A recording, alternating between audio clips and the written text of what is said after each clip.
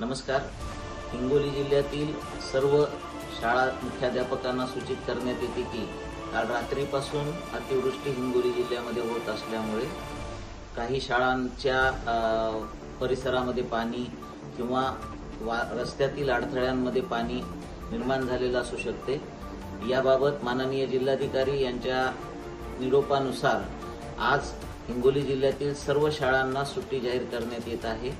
आपण काळजी घ्यावी, विद्यार्थी कुठेही धोकादायक परिस्थितीमध्ये वाहतूक करणार नाहीत आणि शाळेमध्ये येणार नाहीत यासाठी ताबडतोब आपल्या सर्व ग्रुपवर आपल्या सर्व मुख्याध्यापक, शिक्षक आणि पालकांना याद्वारे मेसेजद्वारे, व्हिडिओद्वारे आपण त्यांना कळवावे।